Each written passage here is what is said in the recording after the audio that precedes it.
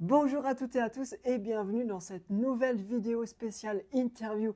Aujourd'hui, je suis avec Marine Nicol, une ancienne professionnelle de boxe française et championne du monde également. Elle obtient le titre de championne suisse en K1 amateur l'année dernière, en 2024. Cette année, en 2025, elle passe en pro dans cette nouvelle discipline. Marine qui est également coach de boxe française, coach de K1, et on peut dire aussi coach de yoga. Oui, on peut le Oui, dire. Allez, coach de yoga aussi. Marine, salut, comment tu vas? ça va bien, merci. Et toi? Bah écoute, je vais bien, merci. Je te propose de commencer cette interview avec cette première question. Euh, la préparation mentale, quand est-ce que tu vas la commencer? Est-ce que c'est une semaine avant, 2 jours avant, un mois avant? Comment ça se passe? Alors, avant les compétitions, je vais pas avoir de processus strict de préparation mentale. En fait, ma préparation mentale, elle va être tout au long de mes entraînements. Donc, je me projette sur mes différentes échéances. Je me demande ce que je veux faire tout au long de l'année. Je me dis pas j'ai un combat, je regarde le chemin complet, Ok, donc le championnat global. Et c'est l'envie d'accéder à la finale du championnat global qui va me pousser et qui va me donner l'envie à chaque entraînement de me pousser mentalement en fait. Les entraînements de boxe en l'occurrence, ils sont tellement durs physiquement et mentalement que la préparation mentale en fait elle n'est pas que lorsque tu vas combattre, d'accord. mais dès que tu t'entraînes en fait. Donc le processus il commence au premier entraînement. D'accord, ouais, donc c'est vraiment quelque chose d'individuel. Au final, c'est son boxeur, enfin, c'est le boxeur qui doit savoir quand est-ce qu'à peu près il commence sa préparation mentale. Comme tu dis, toi, entre guillemets, c'est dès le premier jour où tu t'entraînes que tu es déjà au taquet. C'est ça. Voilà, ok. Je... parce qu'en fait, sinon, je m'entraînerais mal. Ok, Parce que, bah, comme tout boxeur le sait, les entraînements, imaginons quand on fait un entraînement physique ou les sparring, enfin, c'est difficile et ça fait mal et on n'est pas. C'est vraiment difficile. Donc, il faut déjà savoir pourquoi tu es en train de t'entraîner. Si d'accord, tu oui, fais ne serait-ce effectivement. qu'un sparring et que tu sais même pas pourquoi tu le fais, et quels sont les objectifs d'après, il n'y a pas de bonne raison d'aller se faire mal en fait. Ouais. Ok, je Donc, comprends, ouais. D'accord, ok. Et dans ta préparation mentale, du coup, tu fais quoi? Qu'est-ce que tu dis, qu'est-ce que tu vas mettre en place pour avoir une bonne préparation mentale? alors, comme j'ai dit précédemment, je sais quels sont mes objectifs.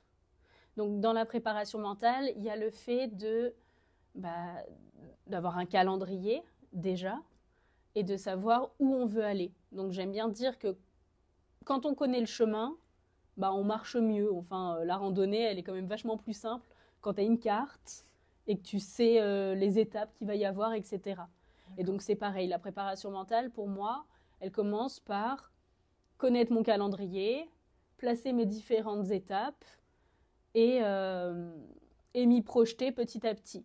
Alors, il y a aussi l'idée de un combat par un combat à chaque fois. Donc, on place les étapes et pour pas que la chose ait l'air trop grosse et trop immense, je me dis pas. Par exemple, quand je voulais être championne du monde, bon, si, je me disais, je voulais être championne du monde. Mais ce qui me faisait marcher avant ça, c'était, il faut que là, je gagne tel combat. D'accord, ouais. Donc d'abord, on se focus sur ce combat.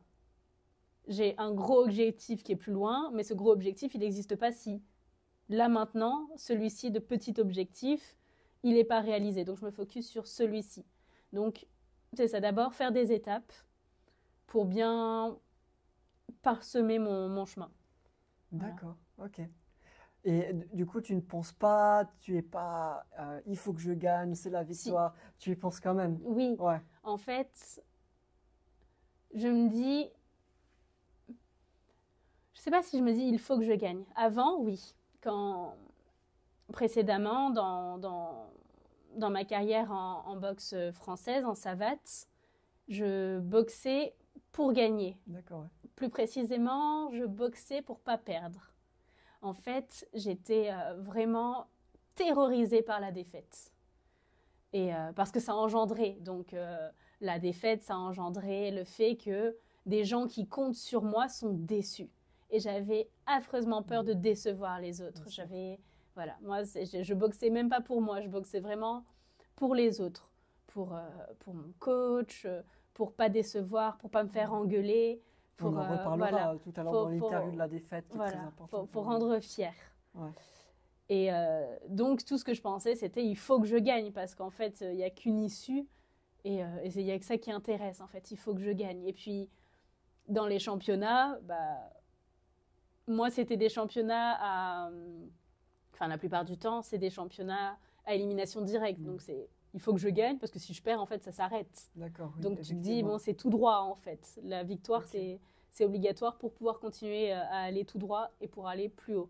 Okay. Donc, est-ce que tu te places comme une personne, une combattante humble plutôt, où on voit souvent à la télé des combattants qui disent moi je suis le meilleur, moi je suis le plus fort, mais justement pour montrer cette image de je dois gagner finalement? Alors je dirais pas que je suis humble, parce que ça serait mentir. Je suis très orgueilleuse. D'accord. C'est ce qui m'aide à gagner, entre autres. Je suis très orgueilleuse. Alors l'orgueil pour moi c'est pas quelque chose de péjoratif. C'est quelque chose qui... Je connais ma valeur. Je sais ce que je vaux. Je sais comment je me suis entraînée. Je sais ce que j'ai donné physiquement et ce que je peux donner pour performer. Donc, tout ça, j'en suis consciente et j'ai pas honte du tout de le dire. De dire, voilà, je me suis bien entraînée et là, je sais que je suis entièrement en capacité de gagner.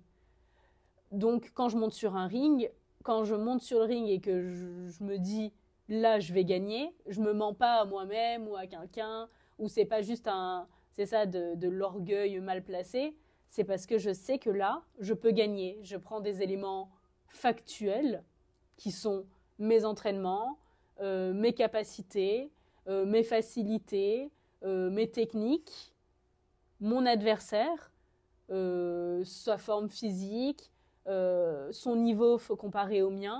Je prends ces éléments-là, je fais une sorte de soustraction multiplication, je me dis bon je gagne, enfin je suis censée gagner.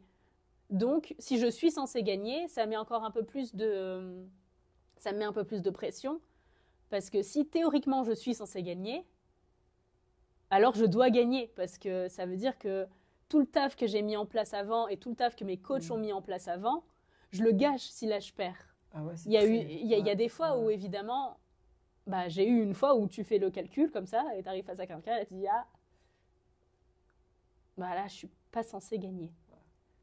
Et là c'est plus dur. Là quand tu prends les éléments comme ça et que tu dis là je suis pas censée gagner, là tu fais avec ça. Heureusement la boxe c'est un sport de combat où il n'y a pas que c'est pas mathématique, c'est pas il est plus fort, il gagne. Non, il y a plein d'autres trucs à mettre en place. C'est intéressant. Ouais. Mais quand tu as tout qui est en place et que tu sais que tu es censé gagner, c'est vachement plus facile. Quand tu montes sur le ring, tu es là et tu as des petites ailes et tu boxes en fait. D'accord, ok. Voilà. Merci pour cette réponse très complète et on voit que c'est pas très évident. Hein. Finalement, il y a beaucoup de choses autour d'une préparation mentale. On va revenir sur tes rituels d'avant-combat. Alors, on s'est parlé un peu dehors de cette interview. Tu m'expliquais qu'un de tes rituels favoris, c'était de regarder des films à la veille de tes combats ou des cinémas pour te justement libérer le cerveau. Est-ce que tu as d'autres rituels comme ceci avant de monter sur un ring? Oui, alors moi j'ai beaucoup de rituels avant combat. Donc ça va commencer par exemple même une semaine avant les combats. Je vais rêver de mon adversaire. Et je vais rêver que je boxe. Mais bon, ça, c'est pas moi qui le veux, c'est comme ça. Je rêve de mes combats, une semaine avant les combats. Ensuite, bien sûr, on réduit la charge d'entraînement. Mais donc, vu qu'on doit se garder en forme, on doit se garder au poids, etc., on va changer les formes d'entraînement, donc on va faire plus de leçons, etc. Donc ça, c'est pour le rituel de préparation physique. Mais après, moi, j'ai toute une autre phase de rituel aussi qui est... à ces moments-là, bien sûr, le coach, il sert aussi à ça. Le coach, il va pas te faire une leçon ou il va te faire des choses que tu sais pas faire. Bien sûr. Tout d'un coup, t'es dans une mise en confiance, en fait. Toute la semaine avant, t'es que dans de la mise en confiance, tu frappes dans le sac, t'es trop fort, tu fais de la leçon, tu fais que des enchaînements que tu sais trop bien faire, tu tournes en sparring gentil, donc t'es que dans de la mise en confiance. Et après, pareil, moi, dans cette mise en confiance, je vais chez le coiffeur, donc je vais me faire mes tresses, je vais me faire mes ongles, je vais à l'esthéticienne, je vais choisir ma tenue.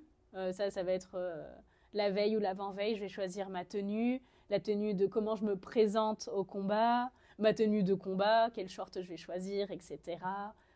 Mon maquillage, enfin je sais que ça paraît hyper, comment on appelle ça, désuet, enfin ça paraît absurde. Euh, la tenue que je vais avoir, elle n'a pas d'importance sur ce que je vais faire sur le ring. Et en fait, si, pour moi, ça en a. Parce que je porte beaucoup d'importance à comment je me perçois et à comment on me perçoit. Donc si je me sens jolie, naturellement, je vais me sentir en confiance. Et naturellement, si je suis en confiance, je suis forte. Et j'ai rien qui me pèse. Je pense que ça peut être plus évocateur si je te dis, voilà, la veille d'un entretien d'embauche ou la veille de quelque chose d'important, tu te rends compte que tu as, je sais pas moi, une rougeur qui s'est mise là, juste en plein milieu de ton visage. Et tu penses qu'à ça, enfin, tu penses qu'à ça. C'est pas le truc important, mais cette rougeur, elle prend une petite partie de ton esprit et tu te dis, oh la personne peut-être, elle voit ça, oh qu'est-ce qu'elle se dit. Alors que si tu es parfaitement beau comme tu voulais l'être pour cet entretien, tu y penses pas et tu n'es que entièrement à l'entretien. Donc moi j'avoue que me sentir la plus belle, la plus belle sur le ring, c'est ce qui va me permettre d'être encore plus légère, d'être encore plus focus que sur l'instant présent qui est le combat. D'accord. Okay. Voilà. Et bon, tu as fait ta préparation mentale, tu as fait tous tes petits rituels, tu t'apprêtes à monter sur le ring. Et à ce moment-là précis, il y a un truc qui vient, c'est le stress, la pression. Comment tu gères finalement ce stress? Alors, moi, le stress, il n'arrive pas du tout à ce moment-là. D'accord. Donc, le stress, il est dans toute cette semaine de préparation. C'est pour ça que cette semaine de préparation, comme j'ai dit, je dois aller au cinéma, par exemple. Il faut que je fasse plein de trucs. Il faut que toute la semaine, je fasse des trucs. Parce que sinon, je pense qu'au combat. Et moi, une semaine avant le combat, imaginons que je combats le samedi. Moi, à partir du lundi, tu me dis là, monte sur le ring tout de suite. Je suis prête mentalement. Je défonce qui tu veux. Mais c'est que samedi. Donc, je suis pas stressée, mais je suis excitée et tendue. Et je n'attends que ça. D'accord. Et le truc, c'est qu'il y a quelque chose où, voilà, dès le lundi, je suis prête. Et je suis à fond. Et le mardi aussi. Et puis, je me dis, il y a un petit truc stressant qui me dit... Attends, mais si tu es prête maintenant, imagine samedi, tu es moins prête que là tout de suite. Il y a ce petit stress-là, mais c'est vraiment léger. Moi, c'est vraiment de la tension, de l'attente, et donc ça me tend, ça me prend de l'énergie mentale. C'est pour ça que j'essaie, je vais au cinéma, et comme ça, pendant 2 heures entières, j'oublie que normalement, je combats demain. Donc, et après, je m'en rappelle, je restresse un peu, mais c'est pas quelque chose qui me tétanise. Oui. J'ai déjà eu un stress qui m'a tétanisé, mais maintenant je sais le gérer. Et c'est un stress qui plutôt... c'est de l'adrénaline en fait. C'est de la montée d'adrénaline. C'est ça, comme je te dis, ça m'excite. C'est une montée d'adrénaline que je sais que je vais pouvoir utiliser. Et donc juste avant... c'est ça. Juste avant de monter sur le ring, je ne suis pas du tout dans le stress. Moi, je suis entièrement dans l'adrénaline. Tu m'as déjà vu juste avant les combats. Ça sert à rien d'essayer de me parler. Je suis plus marine. Parce que moi, le truc, c'est que j'ai cette capacité à switcher. Je suis marine en général, je suis gentille, etc. Sauf que quand je combat, je peux pas être marine. Parce que marine, dans un ring, elle se fait fracasser. Marine, c'est juste une petite meuf sympa... un peu timide, qui n'aime pas les conflits. La meuf qui monte sur le ring, c'est une autre marine, et celle-ci, je dois un peu l'invoquer. Et donc, il y a tout le processus avant combat, où je vais mettre mes écouteurs, mettre ma musique, je vais faire ma mobilité, mes échauffements avec ma musique, et petit à petit, avec tous mes petits rituels d'avant combat, Donc faire mes bandages, changer de tenue au moment où ça y est, j'ai mis ma brassière, j'ai mis mes coques, j'ai mis mes protections, j'ai mis mes bandages. Et là, ça y est, Marine, elle est partie. Et c'est l'autre Marine, c'est Marine qui va combattre, qui va monter sur le ring. Et donc là, c'est vrai que la première fois que Jérôme m'a coaché, il m'a demandé à la fin du combat, mais ça va, t'étais en colère, il y avait quelque chose qui allait pas parce que t'étais vraiment très très fermée. Je dis non, ça c'est la Marine normale. Regarde là, je suis moi, mais quand je dois monter sur le ring, je suis complètement fermée. C'est un autre visage. Parce que c'est une autre Marine qui doit monter sur le ring. D'accord. Et il me faut tout ce temps. Je parle à personne avant. Si je sais qu'il y a ma famille qui est là pour venir, je lui ai dit bonjour avant. Mais les 45 minutes avant le combat, je parle plus à personne. Je suis vraiment focus. En mode combat. Okay. C'est ça. Ouais. Et donc là, à la seconde, là tu m'as demandé la seconde avant de monter sur le ring, c'est plat dans ma tête. C'est un calme plat. Tout ce qui se passe dans ma tête, c'est je vais la frapper. Okay. Je vais gagner. Et ouais. si on s'est mis un petit mantra en tête, par exemple, on va travailler plutôt dans des low kicks ou plutôt, je vais plutôt me visualiser ça, les 3 premiers coups que je vais lui mettre dans la tête. C'est vraiment que ça qui, pendant quasiment 15 minutes avant le combat, je suis juste en train de penser aux 3 premiers coups que je vais lui mettre dans la tête. D'accord. Voilà. Ok. Bon, au final, tu mets ton masque de super-héroïne, de combattante pour monter sur le ring. Au final, il n'y a plus rien d'autre qui compte, quoi. C'est ça, ouais. C'est vraiment une autre personne, une autre personnalité qui va combattre. C'est ça. Ok. Tu as déjà vécu des défaites dans ton palmarès? Ouais, je crois que j'ai 4 défaites. 4. D'accord. Et qu'est-ce qui se passe quand on vit des défaites? J'imagine, pour un combattant, ça doit être assez lourd. Enfin, ça dépend les combattants, hein, mais en principe, c'est quelque chose d'assez lourd. Qu'est-ce qui se passe à ce moment-là?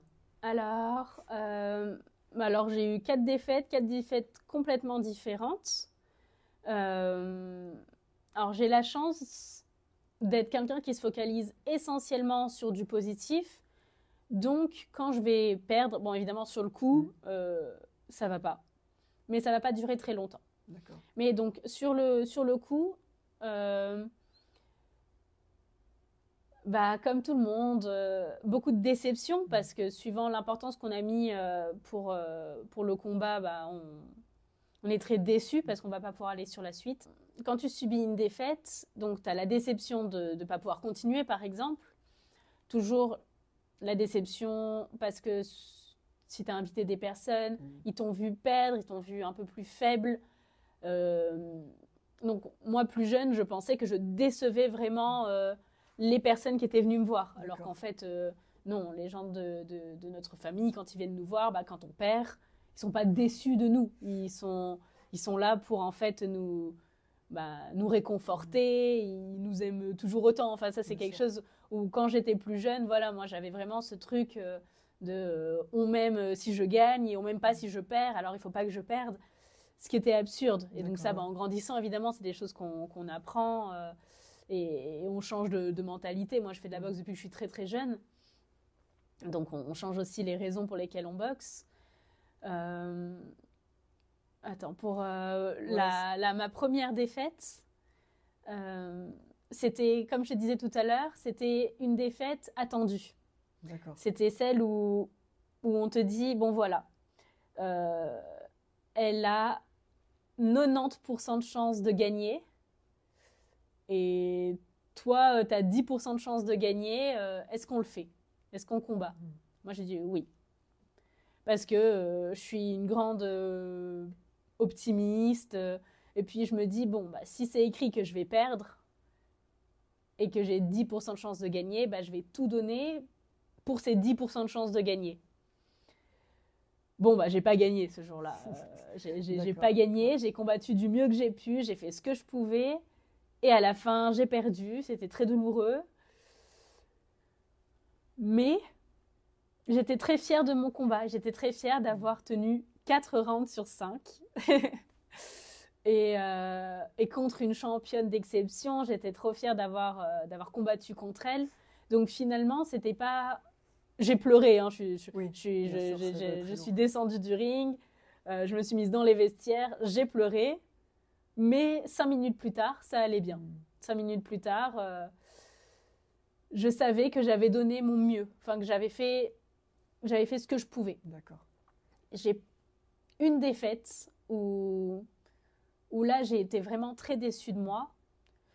Et parce que là, je savais que j'avais perdu par ma faute et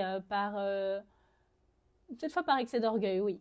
En fait, je gagnais facilement les 2 premiers rounds. Donc, c'était le tournoi qualificatif pour les finales des championnats du monde. Et là, je tombe contre mon adversaire ukrainienne. Et je gagne facilement les 2 premiers rounds. Techniquement,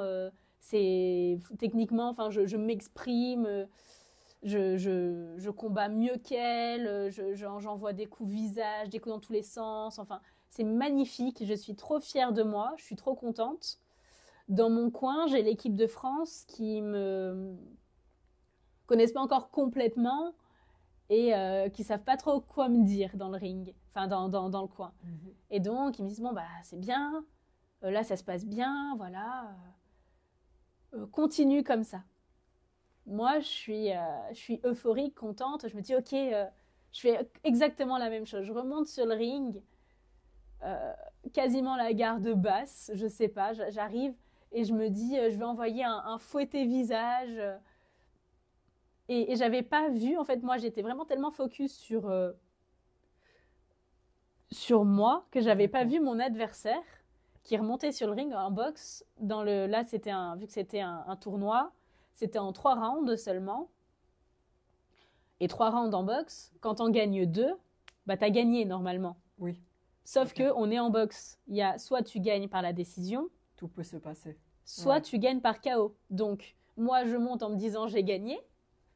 Et elle monte, et je vois pas son visage encore, elle monte en se disant j'ai qu'une seule chance pour gagner, c'est de la foutre KO. Et donc elle monte pour me buter en fait. Et ça, moi je m'en rends pas compte tout de suite, je monte comme ça, Guillerette, qui monte Guillerette sur un ring 3e round, qui fait ça, moi, je monte comme ça, et elle en face, elle est comme ça. Et là, j'entends pendant que j'envoie mon fouetté visage, elle se jette sur moi en hurlant avec 2 énormes crochets bien ouverts et elle me couche. Et justement, bon, c'est une défaite qui est assez cuisante quand même. Ah bah KO. Un KO, bah oui. KO. Comment on se relève de ça du coup? Parce que tu dois quand même te remettre en selle, tu dois penser à ton prochain combat. Qu'est-ce qui vient à ce moment-là dans ta tête pour justement peut-être mettre en parenthèse, même si c'est assez dur de mettre en parenthèse ce cas-là, et se dire bon bah maintenant je dois me concentrer sur le prochain combat. Bah c'est ça en fait, t'as pas le choix, t'as perdu. Heureusement c'était un KO, comment on dit, c'est un KO qui te couche et tu te réveilles allez, 10 secondes plus tard et tout va bien en fait, il n'y a pas de gros bobo. Donc physiquement tu vas bien, t'es juste, tu sais que t'as fait de la merde en fait, que sur le coup, t'aurais pas dû perdre en fait. Enfin, t'aurais pas dû perdre parce que là, t'as fait une erreur en fait et t'en payes la conséquence. Et donc là, bah, tu te dis, bon, ok, là, je dois plus faire d'erreur en fait. J'ai pas d'autre choix que de gagner tous les autres combats parce que sinon, je serais pas finaliste et je pourrais pas avoir ce titre de championne du monde pour lequel j'ai travaillé tout ce temps. Donc là, tu te dis, ok, là, c'était l'erreur à pas faire, je l'ai faite. Bah là, j'ai plus du tout d'autres erreurs. Enfin, j'ai plus le droit à d'autres erreurs. Donc, c'est une introspection au final. Hein. Tu regardes qu'est-ce que tu as mal fait. J'imagine, tu as des vidéos. Alors, puis tu vas regarder tes vidéos, tu vas te dire, ok, j'ai mal fait ça, ça, ça. Ah non, là, il n'y avait pas... Okay. De toute façon, c'était pas un mot... Enfin, c'est...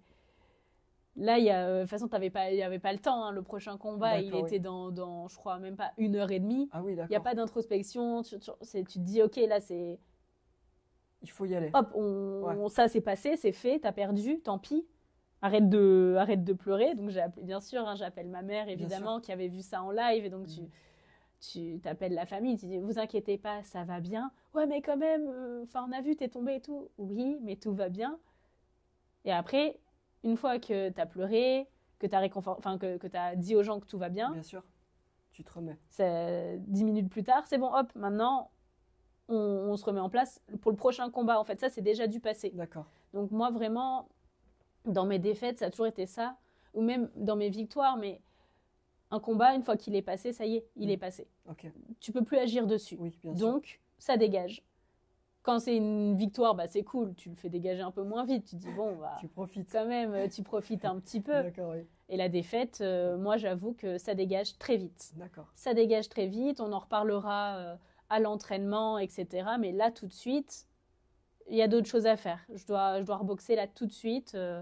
Donc, on y retourne, c'est oublié, c'est passé. Ça remet pas en cause ma boxe, ça remet pas en cause le fait que je suis forte, enfin que voilà que je suis prête, etc. Ça remet en cause que voilà. Donc tout ce que j'ai mis en place, bon là, bah ça n'a pas marché là, bah ça marchera au prochain. Marchera, ouais. On y go. Ok. Voilà.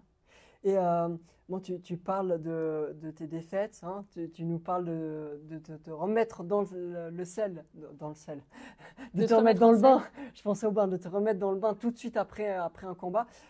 Et puis ça, c'est de la préparation mentale au final, hein, de se dire on est mental, on est ok, j'ai merdé, je vais faire mieux pour la prochaine fois.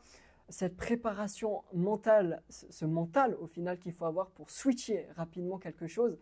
Puis on y vient du coup en quelques mots, Marine, avoir une bonne préparation mentale, c'est quoi pour toi? En quoi c'est important, en 2 mots, d'avoir une bonne préparation mentale pour un combat? En 2 mots. En 2 mots. Vraiment résumé, en quoi c'est important d'avoir une bonne préparation mentale pour un combat? Pour moi, c'est connaître sa valeur. D'accord. Enfin, connaître ses capacités. La bonne préparation mentale, c'est savoir où je vais et qu'est-ce que j'ai mis en place pour y accéder. Donc, c'est juste être prêt mentalement, c'est ça, c'est avoir pu faire la rétrospective du travail accompli pour pouvoir performer à un moment T, en fait. D'accord. Il faut qu'au moment T, je sache pourquoi je suis là, ce que j'ai mis en place pour y être et pourquoi je vais gagner. Enfin, voilà, ce que j'ai mis en place pour performer et ce qu'il y aura après ça. D'accord. Enfin, c'est ça. Pour moi, c'est s'être mis des autocarottes en quelque sorte. Pour et avancer, ouais. voilà, c'est ça. D'accord. S'être mis nos propres petits biscuits là sur le chemin. J'aime beaucoup la Voilà. métaphore. On se trace le chemin, on se met ses propres biscuits et on y va. Et d'ailleurs, Marine, on va y revenir hein, de ce côté-là parce qu'il me semble que sportivement, tu m'expliquais aussi en dehors de cette interview que tu n'as pas vécu des choses très faciles avec tes coachs, avec tes entraînements. Est-ce que tu peux nous expliquer un peu plus en détail et puis surtout, en quoi ça t'a affecté personnellement? Il fut un temps avant que j'arrive ici où quand je m'entraînais en savate boxe française, où donc j'étais accompagnée par des personnes qui n'étaient pas complètement des personnes positives et qui ont des personnes qui ont un peu affecté négativement ma vie.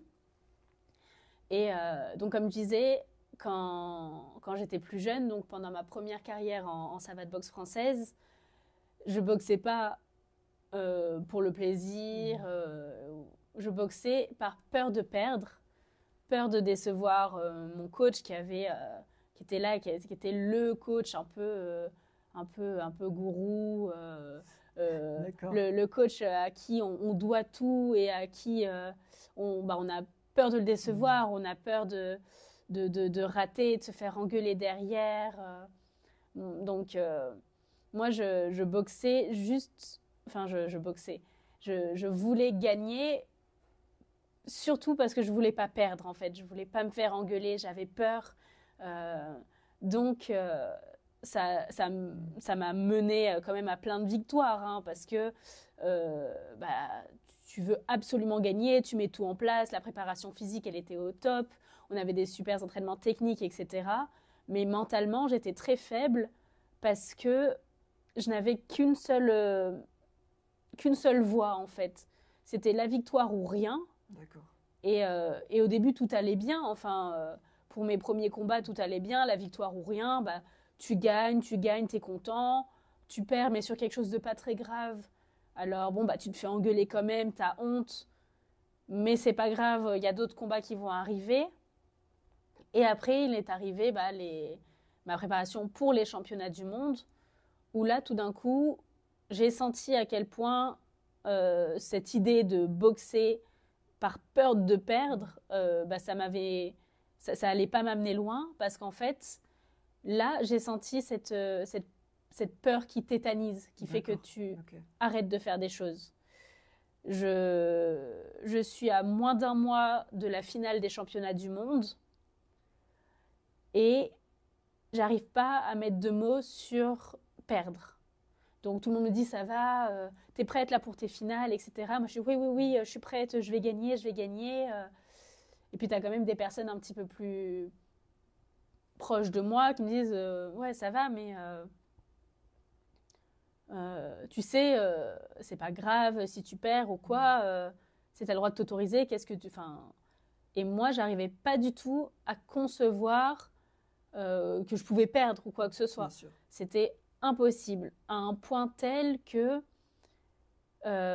quand j'essayais d'imaginer une défaite, il y avait un noir, un black dans ma tête, quelque chose de complètement sombre qui était terrorisant, qui était comme... Enfin, je sais que c'est un peu exagéré, dit comme ça, mais je pense que beaucoup de sportifs se reconnaîtront dedans. C'était gagner ou mourir. En fait, je voyais ce qui se passait si je gagnais, j'étais contente, j'étais championne du monde. Et je voyais tellement pas ce qui se passerait si je perdais que ça équivalait pour moi à que j'allais mourir en fait. C'était tétanisant. Je me disais, ok, c'est-à-dire si je perds, vu que je peux rien visualiser, c'est qu'il n'existe rien en fait. Donc si je perds, je vais mourir. Ça me faisait très très peur. Là, c'était pas là, j'avais peur de la défaite, mais au sens vraiment la peur, parce qu'en fait, on veut survivre. Bien sûr. C'était donc j'étais complètement bloquée. J'arrivais pas à même mettre un mot sur, même à en parler avec mon conjoint, lui dire, imagine, je perds. Le mot perdre, j'arrivais même pas à le dire. Je pouvais pas le dire. Et c'est ma meilleure amie un jour qui m'a donné un petit carnet, qui m'a dit, écris. T'arrives pas à le dire, écris. Écris, qu'est-ce qui va se passer si tu perds ? Vraiment.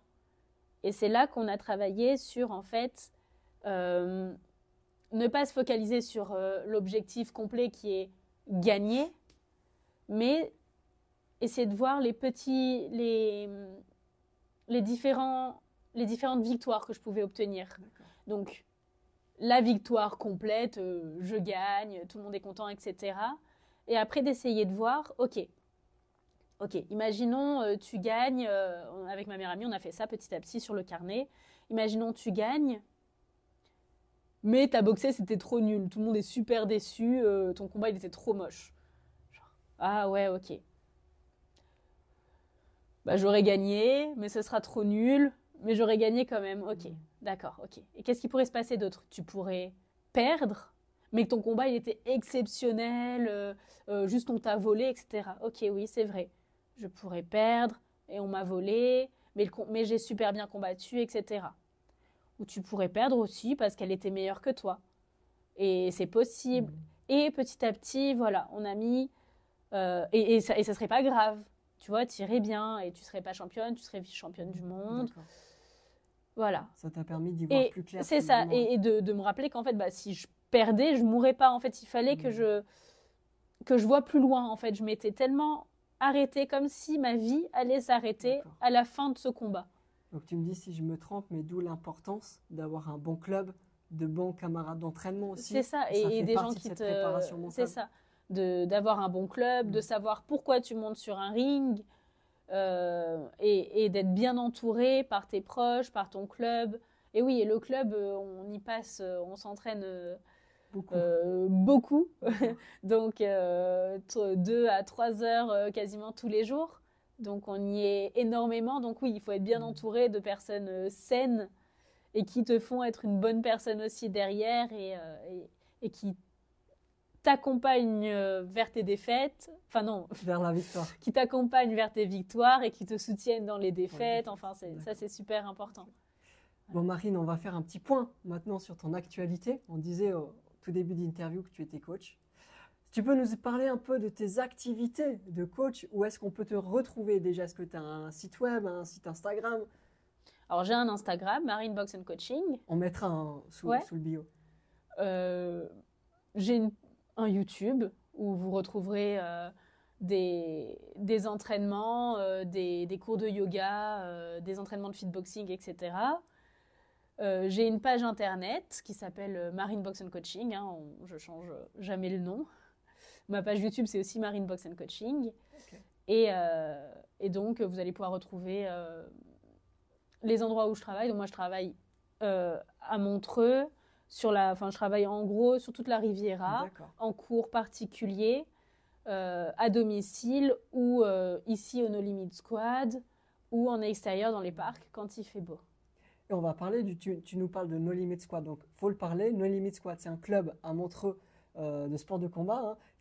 Tu peux nous en parler un peu plus en détail de ce club? Quelles pratiques on fait au sein de ce club? Puis je pense que ton rôle, c'est d'être coach dans ce club aussi, non? Alors, le No Limit Squad, donc c'est là où nous sommes aujourd'hui. C'est un club de Muay Thai, K1 et boxe anglaise, ainsi que de préparation physique. On s'entraîne du lundi au vendredi, avec un accès en illimité pour les membres. Le coach principal, c'est Jérôme, qui va nous enseigner le K1, le Muay Thai et la boxe anglaise. Et au sein du club, j'enseigne le jeudi le K1 et la boxe anglaise. D'accord. Voilà. Puis j'imagine c'est facile d'accès, on le voit facilement, le club qui est à Montreux. Ah oui, ouais. C'est sur la Grande Rue, c'est au 90 Grande Rue Montreux. On voit le club depuis le lac. Depuis le lac, carrément. En bateau, on voit le club, on peut venir s'entraîner. Voilà. Bon, Marine, on va finir sur une bonne note. Est-ce que tu as une anecdote sympathique à nous raconter pour conclure cette interview par rapport à ta carrière justement de boxe? Rien qui te vient? Non. Bon, j'aurais essayé. J'aime bien demander des petites anecdotes en fin d'interview. Marine, en tout cas, merci beaucoup pour avoir pris du temps sur cette interview, de nous expliquer un peu ton parcours et ce qui était important pour toi dans cette préparation mentale. Merci beaucoup. Merci à toi. De rien. Quant à nous, chères auditrices, chers auditeurs, nous nous retrouverons très prochainement pour de prochaines interviews, tout aussi intéressantes, en tout cas j'espère. D'ici là, je vous souhaite le meilleur et portez-vous bien. Allez, bye bye.